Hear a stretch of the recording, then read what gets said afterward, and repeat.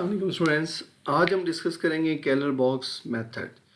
कि previous lecture में मैंने जस्ट उसका अब शॉर्ट सा एक ट्रेलर कह सकते हैं, वो मैंने एक शो किया था कि नेक्स्ट हम कैलर बॉक्स को भी डिस्कस करेंगे। तो आज हमने कैलर बॉक्स की मैनुअल जो उसकी डिस्क्रिटाइजेशन है वो हम स्टेप बाय स्टेप डिस्कस करेंगे कि हम उसको किस तरह सॉल्व करते हैं। ठीक है, फाइनाइट डिफरेंस स्कीम है ये।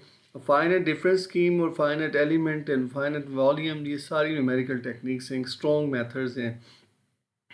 ठीक है, तो हम सबसे पहले इसका मैनुअल जो डिस्क्रिटाइजेशन प्रोसेस है वो चेक करेंगे। तो उसके लिए मैं एक रिसर्च आर्टिकल ले लेता हूँ। अब शो नहीं कर रहा हूँ कि कौन सा रिसर्च आर्टिकल है, ठीक है, वो आप कोई सा भी ले सकते हैं। तो एक रिसर्च आर्टिकल ले रहा हूँ और उसके उसको मैं मैनुअली जो है ना डिस्क्रिटाइज करूँगा, प्रॉपर फॉर्म में बनाऊँगा, ताकि आप उसको क्या करेंगे, उन्हीं स्टेप्स को अगर आप कैलकुलेट करेंगे तो आप इसका आराम से कोड भी जनरेट कर सकते हैं। ठीक है, तो बेसिकली कोड तो कहीं से कोई भी कर सकता है। इम्पॉर्टेंट क्या है कि उसका मैथमेटिक्स पता होना चाहिए कि हम इसमें क्या क्या प्रोसेस कर रहे होते हैं, इसके स्टेप्स क्या होते हैं। क्लियर? तो जी, हम सबसे पहले आते हैं, इसको मैंने पार्ट 2 का नाम दिया है। पार्ट 2 इसलिए कि पार्ट 1 में मैंने जस्ट इसका शॉर्ट सा इंट्रो दिया था कैलर बॉक्स का, वो भी आप देख सकते हैं, वीडियो पड़ी हुई है। आप प्लेलिस्ट पे जाएं और न्यूमेरिकल की प्लेलिस्ट ओपन करके वहाँ से देख सकते हैं। क्लियर? तो चलें अब हम स्टार्ट करते हैं फाइनाइट डिफरेंस मेथड। ये एक हमने रिसर्च प्रॉब्लम ले लिया। अच्छा, सबसे पहले देखेंगे हमारे पास ये मोमेंटम इक्वेशन है। ठीक है, इसमें आप ये जो f के डेरिवेटिव मैक्सिमम चेक करें तो हमारे पास यहाँ पे 3 डेरिवेटिव्स हैं, यानी कि ट्रिपल प्राइम। यहाँ पे f के मैक्सिमम 2 टाइम डेरिवेटिव है और यहाँ पे f का डेरिवेटिव नहीं है। सो यहाँ से हमें मैक्सिमम डेरिवेटिव f के कितने मिले? 3। यहाँ जो अननोन टर्म्स आ रही हैं वो f, थीटा और फाई, ये 3 आती हैं। ठीक है, और थीटा के मैक्सिमम डेरिवेटिव b वो आपके पास 2 ही आ रहे हैं और फाई के भी आपके पास 2। इसका मतलब है टोटल डेरिवेटिव्स आपके पास कितने बने? 3, 2 एंड 2, 7 डेरिवेटिव्स बन गए। क्लियर? तो अभी तो ये आपके पास एक कपल्ड सिस्टम पड़ा हुआ है, कपल्ड इक्वेशंस पड़ी हुई हैं। ठीक है, आप इसको कह सकते हैं कि हमारे पास स्ट्रॉन्ग या कम्प्लेक्स केस पड़ा हुआ है, नॉन लीनियर इक्वेशंस पड़ी हुई हैं। तो हम सबसे पहले क्या करेंगे, इनको लीनियराइज करने के लिए इनको जो जो स्टेप्स दिए हुए हैं उनकी तरफ आते हैं। ठीक है, उसके साथ साथ जो इम्पोर्टेंट केस है वो भी डील कर दें कि हमारे पास जो initial and boundary condition given होंगी वो कितनी गिवन होनी चाहिए। आपके पास 7 डेरिवेटिव्स हैं, विच मीन्स दैट कि आपके पास 7 जो है वो कंडीशंस होनी चाहिए। अब क्वेश्चन ये रेज होता है कि क्या सिर्फ इनिशियल कंडीशन होनी चाहिए या जस्ट बाउंड्री कंडीशन? नहीं, ऐसी कोई बात नहीं है। हमें कुछ इनिशियल चाहिए और कुछ ही बाउंड्री कंडीशन चाहिए। जस्ट इनिशियल या जस्ट बाउंड्री प्रॉब्लम्स ये उस पर हाँ वेल और बात है कि अगर आपके पास बाउंड्री प्रॉब्लम है तो आप उसको इनिशियल में चेंज करते हैं तो फिर तो ठीक है। अगर आप चेंज नहीं कर रहे तो आपके पास जो प्रॉब्लम होगा वो जस्ट इनिशियल को ये सॉल्व नहीं करेगा। क्लियर जी? बाउंड्री कंडीशंस देखें, क्रॉस बाउंड्री कंडीशंस है आपके पास this one, F prime, F double prime, F पे भी कंडीशन दे दी है। और यहाँ देखें ईटा हमारे पास अप्रोचेस टू 0, इसका मतलब है फाई पे भी दी हुई है, थीटा पे भी दी हुई है, एफ और F prime, F double prime. तो इसका मतलब क्या हो गया, आपके पास अगर आप गौर करें तो ये जो पोर्शन है ये आपको क्या डिफाइन कर रहा है, ये कहता है कि इनिशियल कंडीशन है। ये जो नीचे वाला पोर्शन है ये आपको इन्फिनिटी के ऊपर कंडीशन दे रहा है, सो ये आपके पास बाउंड्री कंडीशन है। तो ज़रूरी था, मैंने अभी मेंशन भी किया था कि हमारे पास कुछ इनिशियल कंडीशन होनी चाहिए और कुछ ही आपके पास बाउंड्री कंडीशन होनी चाहिए। क्लियर जी? होप आपको ये स्टेप क्लियर हो गया होगा। अब आप चेक करें, और मैंने अभी मेंशन भी किया था, आप चेक करें, एक आपके पास इनिशियल कंडीशन ये आ रही है, एक ये आ रही है, एक ये पूरी आती है और लास्ट वन दिस इज। ठीक है, तो 4 इनिशियल कंडीशंस आ गई और 3 हमारे पास बाउंड्री कंडीशंस हैं। ठीक है, कितनी इनिशियल कंडीशंस हैं? 4 और 3, टोटल 7 होगी। और हम ऑलरेडी डिस्कस कर चुके हैं कि हमारे पास जो मैक्सिमम डेरिवेटिव जनरेट हुए हैं वो 7 बन रहे हैं। 3f के, 2 थीटा के और 2 फाई के। सो हमें यहाँ पे जो कंडीशन चाहिए वो 7 चाहिए। ये पहला स्टेप है जो आपको क्लियर होना चाहिए, ठीक है। सेकेंड स्टेप में हम क्या करते हैं कि हम अपने इस सिस्टम को, ठीक है, अब यहाँ मैंने इंट्रोड्यूस करवा रहा हूँ dependent variables P, Q, theta, T, phi, ये आपकी मर्जी है, जो मर्जी इंट्रोड्यूस करवाएं, ठीक है। मैं चूँकि प्रॉपर पेपर को रिव्यू कर रहा था तो जो पेपर के है उसी को मैंने लिखा है, ठीक है। अब हम आते हैं, यानी कि जो आपके पास ये इक्वेशंस बनी हुई है, ये ट्रिपल डेरिवेटिव है, सेकंड डेरिवेटिव है, ऑफ कोर्स सेकंड डेरिवेटिव है, तो हमें इन्हें फर्स्ट डेरिवेटिव बनाना है। इस एफ ट्रिपल प्राइम को एफ की जगह कोई नया वेरिएबल डिफाइन करेंगे तो वो जस्ट उसका डेरिवेटिव बनेगा। वो कैसे बनेगा, वेल वो भी चेक कर लेते हैं जी।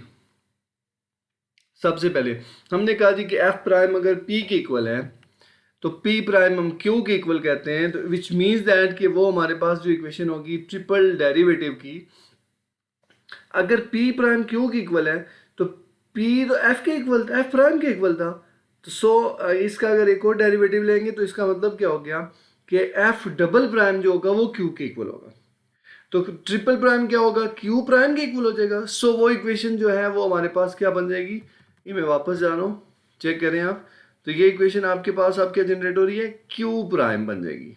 क्लियर, ये हम आगे नेक्स्ट शो भी करेंगे। तो हमने क्या कहा जी, एफ प्राइम जो है वो पी के इक्वल है, एफ डबल प्राइम जो है वो क्यू के इक्वल है, और एफ ट्रिपल प्राइम जो होगा वो क्यू प्राइम के इक्वल होगा। क्लियर जी। और नेक्स्ट वन है थीटा। थीटा प्राइम को हमने टी का नाम दे दिया, फाई प्राइम को हमने वी का नाम दे दिया। आपकी मर्जी है, जो मर्जी नाम सेलेक्ट करें, कोशिश करेंगे जो उसकी बिल्ट इन फंक्शंस हैं उनको यूज़ ना करें, उसके अलावा जो मर्जी लिख लें, ठीक है। उसके बाद नेक्स्ट वन है आपके पास, ये देखें जी, हमारे पास वही equation first one Q prime बन गया, ठीक है। एफ ट्रिपल प्राइम किस में चेंज हो गया, क्यू प्राइम में। This is your F Q, ये हमारे पास कोई कांस्टेंट टर्म्स है, इनको आप छोड़ दें, इनको कुछ भी नहीं कहना, एज इट इज साथ चलती रहेंगी, ठीक है। ये आपके पास वहाँ पे ये क्या था, P square F prime square था, तो ये हमारे पास क्या बन गया, पी स्क्वेयर। एम आपके पास वो कांस्टेंट टर्म है, लाइक वैसे तो well known M S T होगी, मगर हम ये डिस्कस नहीं कर रहे हैं कि ये कांस्टेंट क्या है, ठीक है। हमारे पास पी है यहाँ पे, इसका मतलब यहाँ पे जस्ट आपके पास एफ प्राइम था। सो ये फर्स्ट मोमेंटम इक्वेशन आ गई। उसके बाद नेक्स्ट वन थी आपके पास, दिस इज योर, हमारे पास यहाँ पे क्या आ रहा था, आप चेक करें तो थीटा डबल प्राइम, तो थीटा प्राइम जो है वो टी के इक्वल है, तो डबल प्राइम टी प्राइम के इक्वल आ जाएगा। सो ये आपके पास सेकंड वन इक्वेशन आ जाएगी, ठीक है। मैंने यहाँ पे लिखा हुआ है टी स्क्वेयर, तो टी स्क्वेयर का मतलब है ये थीटा हमारे पास क्या था, थीटा प्राइम स्क्वेयर था, ठीक है। इसी तरह ये लिखा हुआ है टी वी, इसी तरह यहाँ लिखा हुआ है क्यू स्क्वेयर। तो ये जो टर्म्स हमने यहाँ डिफाइन किए हैं उन्हीं को हमने यहाँ सब्स्टिट्यूट किया है। क्लियर। इसी तरह लास्ट कंसंट्रेशन की इक्वेशन हमारे पास आ रही है दिस वन, ये भी उसी तरह हमने लिखी है। होप यहाँ तक आपको कोई प्रॉब्लम नहीं होगी। ये तो हम चाहे कोई सा भी मेथड यूज़ कर रहे हो तो उसमें हम फर्स्ट आर्डर में चेंज कर रहे होते हैं। अब आपके पास ये सारी इक्वेशंस फर्स्ट आर्डर की बन गई हैं, ठीक है। अब हम नेक्स्ट वन की तरफ आते हैं। नेक्स्ट स्टेप पे आपके पास इसकी बाउंड्री कंडीशंस, ठीक है। तो हमने बाउंड्री कंडीशंस ऑफ कोर्स उनको भी उसी फॉर्म में लिखना होगा, P Q phi V and whatever, जो भी टी जो टर्म्स थी, ठीक है। इसको हमने कहा है यहाँ पे आपने डेल्टा टी कह दिया, लेम्डा क्यू कह दिया। उसके बाद ये पी है, एफ जो था वो आपके पास एफ प्राइम पी था, ठीक है। एफ तो एज इट इज़ है, ठीक है। तो जो भी आपके पास टर्म्स आ रही थी सो हमने वो लिख दी। तो ये ईटा जो है ना उसने कहा इन्फिनिटी के लिए बाउंड्री कंडीशंस, और ये आपके पास जीरो के लिए है, मींस एडिशनल कंडीशन। क्लियर जी। ये इंपॉर्टेंट स्टेप होता है कि वो कहता है कि हमारे पास हमने क्या करना है, इनके ऊपर जो इंक्रीमेंट अप्लाई करनी है वो किस तरह की है। मैं यहाँ ईटा डिफाइन करता हूँ J-1 eta J with eta J-1/2, ठीक है। इसका मतलब क्या होता है, this is your mid point. अब क्या है मिड पॉइंट वो मैं बताता हूँ, या एवरेज आप कह सकते हैं। यहाँ आप वो मैं नेक्स्ट आपको स्टेप में क्लियर करवाता हूँ। इससे मुराद क्या है जी स्टूडेंट्स, ये बहुत इंपॉर्टेंट है। देखिए हमारा जो काम है अगर आप चेक करें तो जब फाइनाइट डिफरेंस स्कीम लगाते हैं तो आपने किसी इनिशियल पोजीशन से स्टार्ट करना होता है और बाउंड्री पे चले जाना होता है। तो इसका मतलब है कि वो मिड में आपने उसकी ब्रेकेज लगानी है, स्टेप्स बनाने हैं। जितने ज़्यादा पॉइंट्स रखेंगे, जितनी ज़्यादा उसमें स्टेप साइज इंक्रीज करेंगे, उतनी एक्यूरेसी ज़्यादा आएगी। ठीक है, नंबर ऑफ अननोन्स भी बढ़ जाएंगे मगर एक्यूरेसी भी ज़्यादा आएगी। क्लियर? उसने कहा कि ईटा जीरो विच मीन्स दैट कि हम स्टार्ट कर रहे हैं जीरो से। अब ईटा जे उसने वो आगे नेक्स्ट अननोन्स की बात कर रहा है, तो वो कहता है कि अगर हमसे जे वन पुट करें तो ये क्या बनेगा, जे वन पुट करेंगे तो one minus one, this is zero. इसका मतलब है कि ये हम यूज़ करके तो नेक्स्ट को हम फाइंड आउट कर सकते हैं। अब of course second term H J जो भी है आपके पास, वो हमारे पास क्या होगी, उसकी इंक्रीमेंट। ये कैसे है वो मैं बता दूंगा, नेक्स्ट स्टेप यही है आपके पास।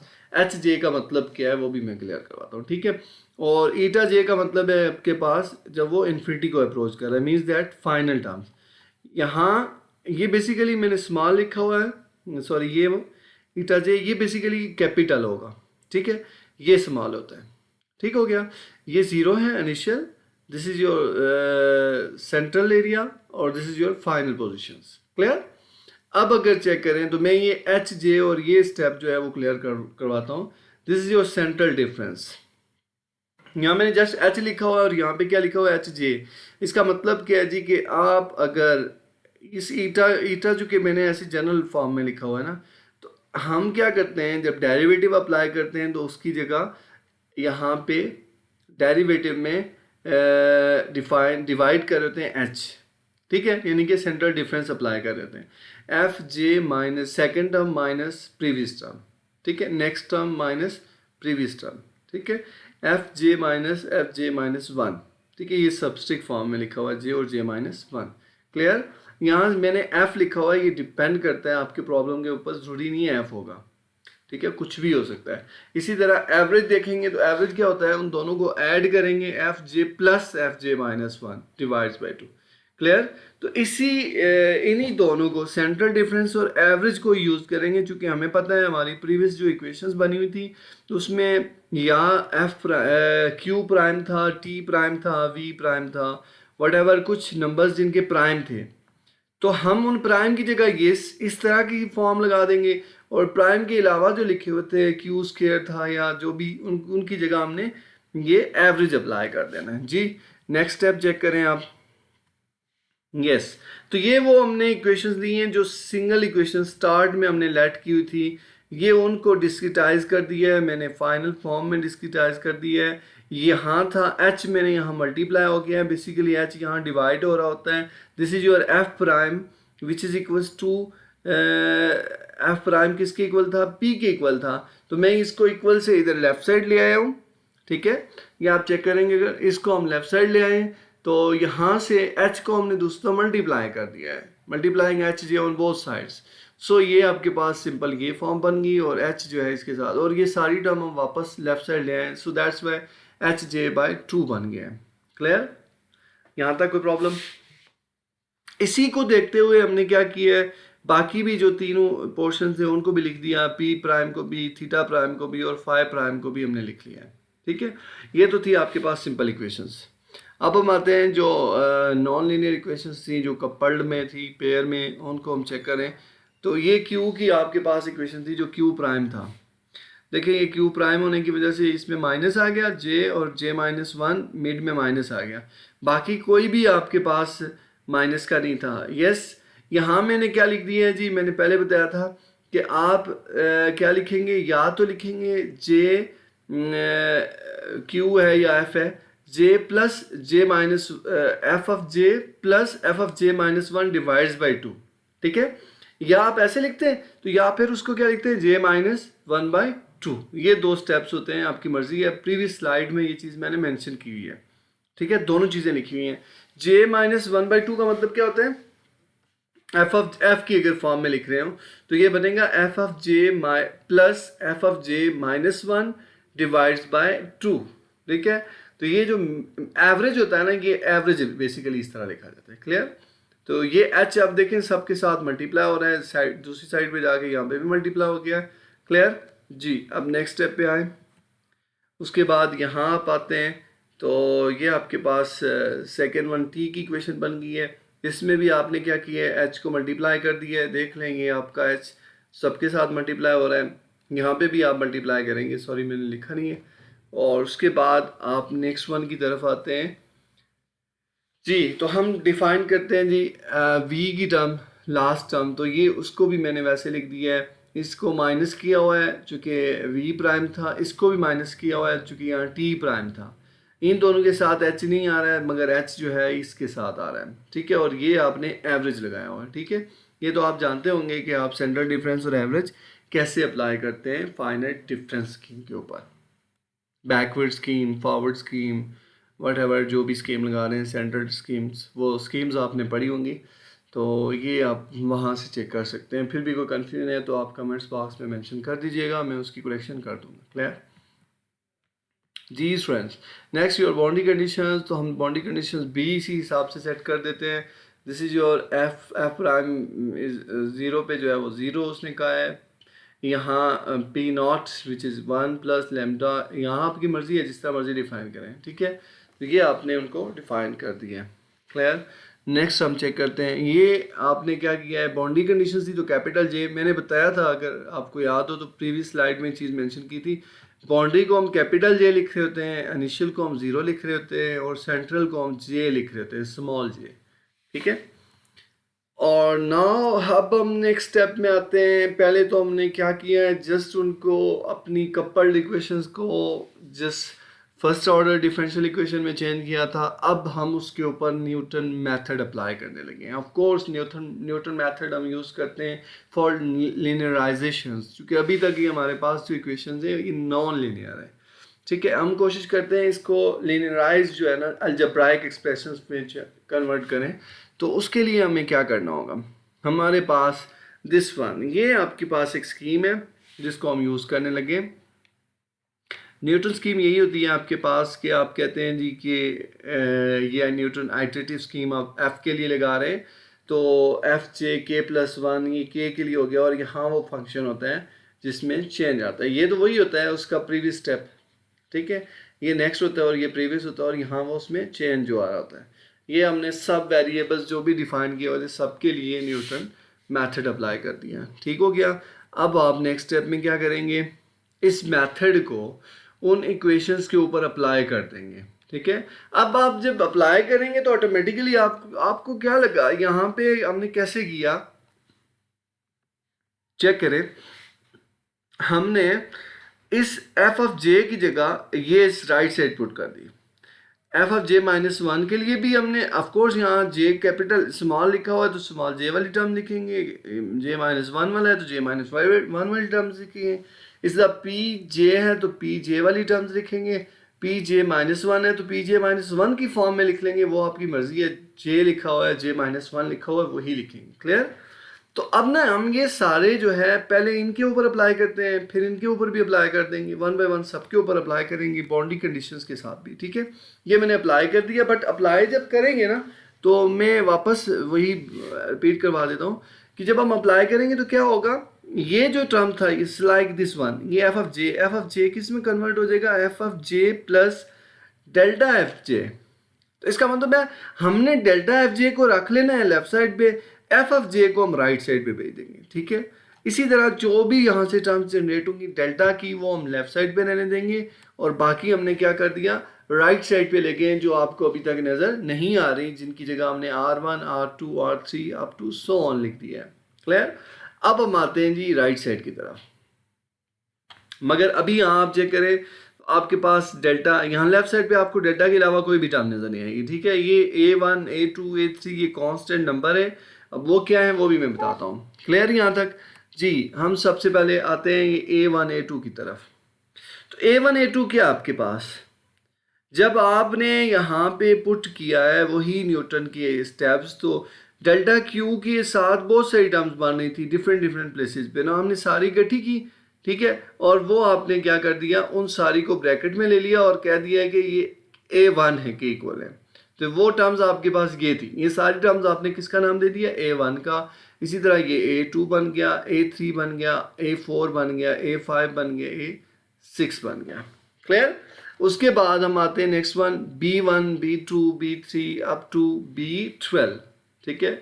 ये सारी टर्म्स आपने उसी तरह, ये जो B वाला पोर्शन है ये आपने यहाँ से फाइंड आउट करना है। फिर भी अगर कोई किसी को कन्फ्यूजन नहीं तो मेंशन कीजिएगा, मेरा कांटेक्ट भी डिस्क्रिप्शन पे लिखा हुआ है, तो मैं उस हिसाब से आपको फर्दर जो है एक्सप्लेन कर सकता हूँ। क्लियर जी। नेक्स्ट स्टेप है आपके पास, अब राइट साइड पे क्या था, क्वेश्चन रेज होता है ना कि राइट साइड पे क्या बच गया है। तो मैंने अभी आपको बताया था कि जब हम यहाँ एफ इस स्टेप को सॉल्व करने लगे तो इसके साथ जो टर्म्स थी, सॉरी यहाँ हमने जब अप्लाई किया था न्यूटन मेथड, तो हमने कहा था कि डेल्टा की टर्म इधर रखो, बाकी राइट साइड भेज दो। तो ऐसे ही किया था, जो राइट साइड भेजी थी वो ये टर्म बची थी, ठीक है। तो ये राइट साइड पे R1 R2 up to R6, तो ये वो सारी टर्म्स हैं जो राइट साइड पे चली गई थी। तो हमने यहाँ ये सारी टर्म्स नहीं लिखनी है, चूँकि वो मिक्सर से बन जाएगा, तो हमने उसकी जगह नई टर्म डिफाइन कर दी है R1 2 3 अप टू 6। क्लियर जी। नेक्स्ट इसी तरह हमारे पास एक इक्वेशन रहती थी लास्ट वन, उसको हमने C1 2 3, आपकी मर्जी है जो मर्जी नाम दें, और R7 जनरेट होता है। तो R7 आपके पास बाउंड्री कंडीशंस, और नेक्स्ट वन है आपके पास दिस इज बाउंड्री कंडीशन, और ये C1 C2 हमने देखें। अब बाउंड्री कंडीशन को भी हमने वैसे लिख दिया है, ठीक है, ये भी डेल्टा की फॉर्म में आ गई है। क्लियर।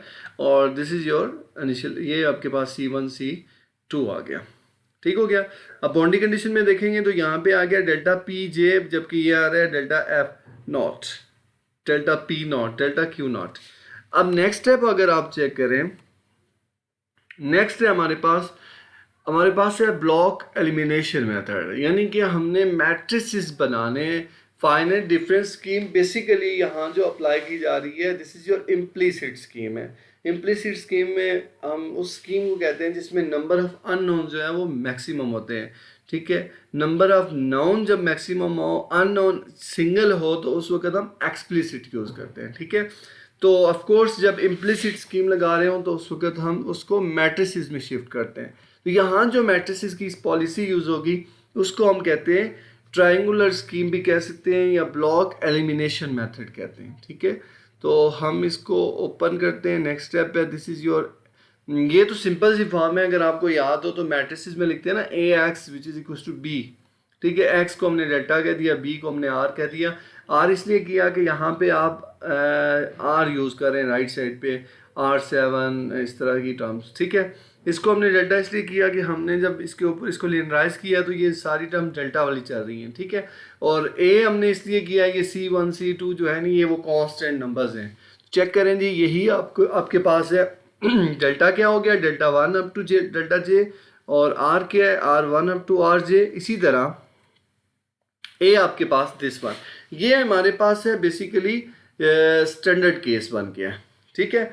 अब यहाँ पे भी चेक करेंगे तो A1 C1 ये भी हमारे पास क्या है, मैट्रिक्स बने हुए हैं, ठीक है। ये तो जनरलाइज फॉर्म है ना, ठीक है। तो यहाँ पे भी देखेंगे आपके पास क्या है, A1 C1 A2 B2 C2 BJ-1 जहाँ तक आप लेके जा रहे हैं, तो ये भी आपके पास क्या आ गया है, ये हमारे पास फर्दर जो है वो मैट्रिसेस बने हुए। तो हमने इन मैट्रिसेस को भी डिफाइन करना है। सो कैसे डिफाइन करेंगे, ये हमारे पास आ गया फर्स्ट वन। ऑफ कोर्स इसको चेक करें तो ये हम कैसे लिखते हैं, अब क्वेश्चन रेज होता है ना कि हम इसको लिखेंगे कैसे, क्योंकि हर एक बंदा इसको ना इतना सिंपली लिख नहीं सकता, इसमें अक्सर कन्फ्यूजन आ जाती है। तो इसको लिखने के लिए सबसे पहले आपने क्या यूज़ करना है, हम यूज़ करते हैं यहाँ इनिशियल कंडीशंस, ठीक है। यहाँ हम यूज़ करते हैं इनिशियल कंडीशंस। ये आपके पास फर्स्ट 4 इनिशियल कंडीशंस आ गई हैं, ये जो भी इनिशियल कंडीशंस होंगी उस हिसाब से हमने वहाँ से देख के लिखा है। ये HJ डिवाइड्स बाई 2 को आप चेक करेंगे, वहाँ कंडीशंस में लिखा हुआ भी है, तो ये हमने वही लिख लिया है HJ। और बाज़ का यहाँ HJ की जगह हम इसको कुछ और नंबर डिफाइन कर देते हैं, वो आपकी मर्ज़ी है, जो मर्ज़ी इसको लिखें। क्लियर। उसके बाद A2 A3 ये सारी नंबर्स आपने लिखे हुए हैं, मगर याद रखिएगा हमेशा के लिए एक ट्रिक बता देता हूँ। वो ट्रिक्स में से ये आता है कि आपके पास चेक करेंगे कि आप जब ये इक्वेशंस लिख रहे होंगे तो आपको क्वेश्चन रेज होता है कि इक्वेशंस हम कौन सी लिखें।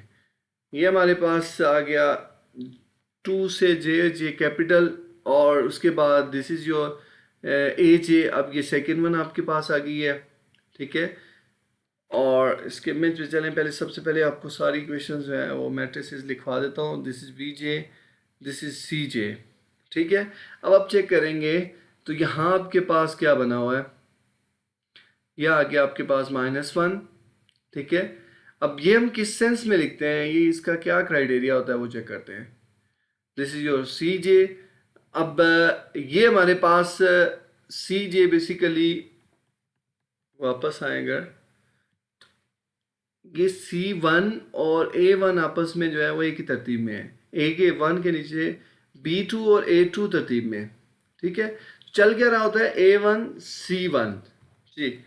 इसका मतलब है कि जो हमारे पास होगा दिस वन C1, इसका मतलब क्या हो गया, जो A1 यहाँ पे टर्म्स लिखी होंगी उसकी क्रॉसपॉन्डिंग्स दूसरी साइड लिखी हुई हैं, ठीक है। इसी तरह यहाँ आ जाए, उसकी क्रॉसपॉन्डिंग यहाँ लिखी होंगी, ठीक है। तो यहाँ आपने क्या यूज़ करना है, इनिशियल कंडीशंस यूज़ की हैं, ठीक है। इसी तरह आपने यहाँ पे यहाँ आ जाते हैं तो ये आप बाउंड्री कंडीशंस यूज़ कर रहे हैं, ठीक है। बीजे ये आपके पास बाउंड्री कंडीशंस लग रही होती हैं। यहाँ ऊपर टॉप पे चेक करें अगर आप, तो ये हमने सिंपल सी एक स्कीम बनी हुई है, मैंने यहाँ डिटेल में उसकी एक्सप्लेनेशन नहीं दी है। ऑफ कोर्स ये मैट्रिसेस की स्कीम बनाने में इसमें थोड़ा सा टाइम लगता है। अगर आपको फिर भी कन्फ्यूजन हो तो मुझे मेंशन कीजिएगा, मैं आपको ना इसकी रिटर्न स्कीम दे दूँगा। मगर आप चेक करें यहाँ पे क्या करना होता है, यहाँ आपने पहले अननोन डिफाइन करते हैं। वेल वो आपको पता होगा क्या लिखे हुए हैं, एफ लिखा हुआ है, पी है, क्यू है, थीटा है, थीटा प्राइम की जगह हमने आई थिंक टी लिखा था, उसके बाद फाई है और फाई प्राइम की जगह हमने वी शायद लिखा था। तो ये देखें ये सारी वही टर्म्स हैं, 1 2 3 4 5 6 7, तो ये 7/7 का मैट्रिक्स बनेगा। ये सारे मैट्रिक्स 7/7 के बनेंगे, ठीक है। तो हम उन्हीं को देख के ये इक्वेशंस लिखते हैं, ऐसे ही हम नहीं लिख रहे होते हैं, ठीक है। यहाँ तक कोई कन्फ्यूजन हो तो आप मेंशन कीजिएगा। होप यहाँ तक आपको कोई प्रॉब्लम नहीं होगी। तो मैंने कोशिश की है कि इसकी जो मेजर स्टेप्स थे वो क्लियर करवा दूँ, और फर्दर अगर आपको कोई कन्फ्यूजन है तो आप कमेंट्स बॉक्स में या कॉन्टेक्ट करें, SMS करें, तो मैं इंशाल्लाह आपको इसकी फर्दर जो है डिटेल वो भी आपको प्रोवाइड कर दूँगा। Thank you.